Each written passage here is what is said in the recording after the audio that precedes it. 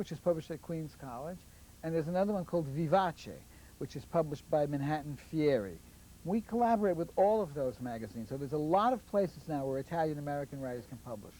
Before you mentioned that it was difficult to publish books, and in fact, I noticed that your novel Storia was published in Canada. Right. Did you have difficulty in publishing here in USA? You betcha. I finished it in 1987, and for 4 years I kept trying to get it published in New York. I would meet people, I would get introductions, I would send them to people, and I would get the same letter back. There must be a school where they go and they learn to write this letter.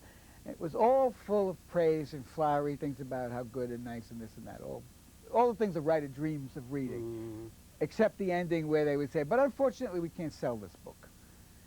American editors didn't believe that a serious, reflective book about the meaning of Italian-American experience and history in the form of a novel had any kind of a market at all.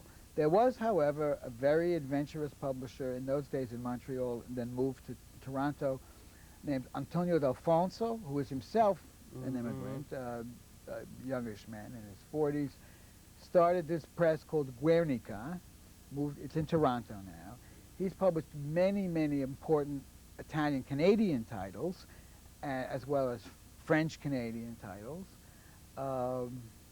And then he turned to Italian-American titles, and he has been probably the single most enterprising publisher of large-scale Italian-American works. There is still no publisher in this country that has undertaken that kind of job. But books like mafia stories, for example, are very successful. Shouldn't an Italian-American writer, for example, profit from that and continue writing mafia books? What's wrong? They sell.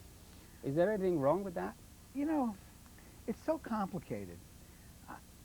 This being a free market country, one doesn't like to say that anyone shouldn't do anything that people are willing to pay for. And the news media in this country have constructed an entire genre of literature composed only of books either about the mafia or by people in the mafia or people who are related to people in the mafia. It's a whole literary movement, the mafia. But they are interviewed on TV, right? Well, this most recent fellow... Shall we mention him? No, the guy who was supposed to living in hiding. They had a huge, epic interview of him on television as if he was the second coming of Jesus. I mean, it's hard for us to understand why only that kind of person is interesting. I have no objection, though. In the open market, people can do what they like, but we are competing with that, and we're competing by telling what we think of as a far more interesting story, which is about what Italian-American life really is. What does it mean to live inside an Italian-American family? What does it mean to grow up with this huge, saga that is so typical inside of our families and so rich and so, how should you say, motivating, enlarging, enlivening? Those kinds of things, which are really very important, are what we're talking about. But let me ask you, we have mafia books, but do we have really an Italian-American body of works? Oh, that yes. do not deal with the mafia or traveling books? Right, or pasta books. Do we have them? We sure do. They? Where are they? Well, many of them are in print, actually. They're in the shadow, according to our program here. That's right. The first really important one that's in print and has been in print continuously since it was published in 1939 is Christ in Concrete by Pietro Di Donato, who was a novelist, son of immigrants, born in New Jersey, in Hoboken, grew up in New York, and lived the latter part of his life in East Setauket on Long Island. Christ in Concrete is an absolute masterpiece. As I say, it's never been out of print in all of these years. People have been teaching it in courses in colleges all these years. But could you give us something more recent, More recent than that? Yeah. Okay. I'll just tell you ones that I'm particularly fond of. There are very, very many. I'm not going to try and be comprehensive. Helen Barolini published a tremendous book about sort of saga of Italian-American women called No, Oh, Barolini, all right. Helen Barolini. It's called Umbertina. It's a saga of an Italian-American family told through the story of the women. It goes through 4 generations. That came out, I think, in 1979, somewhere around there. How about De Salvo? Luis De Salvo recently published a book called Vertigo and another one called Breathless, which are wonderful, reflective books.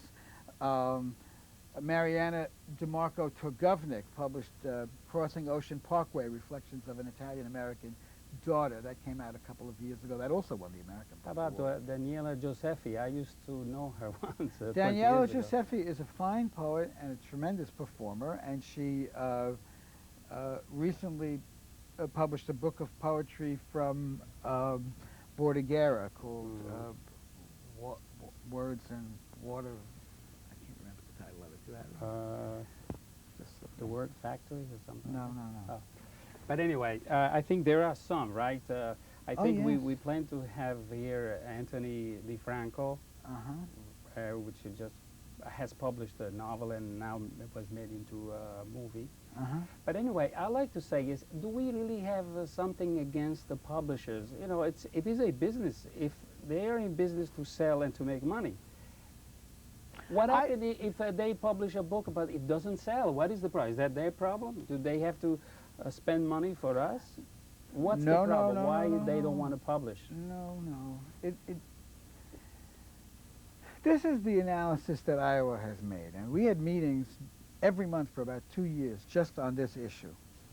And this is the conclusion that we came to, that the publishing and book distribution business, largely thanks to Barnes & Noble, which is run by an Italian-American, a very brilliant businessman named Leonard Riggio, the book distribution business has become much more rationalized and systematized. It's more like the supermarket business now than it used to be. People lament that, and not without reason, but nonetheless, that's how it is. And looking at it, we realize that it works, as large distribution businesses tend to work, by market categories. There is no market category Italian-American literature, as there is one, let's say, Jewish-American literature, African-American literature. In the bookstore that we say we have to create a category. So we made it as our objective that there should be a shelf, Italian-American writing, where books by and about Italian-American history, experience, feelings, whatever, could be collected.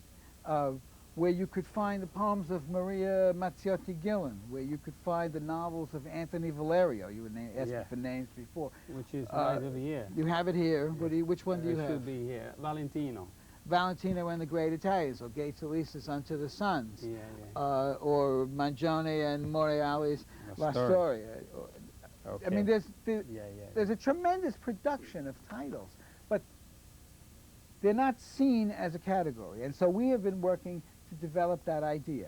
And whether or not, to go back to an earlier question you asked, whether or not the New York Times and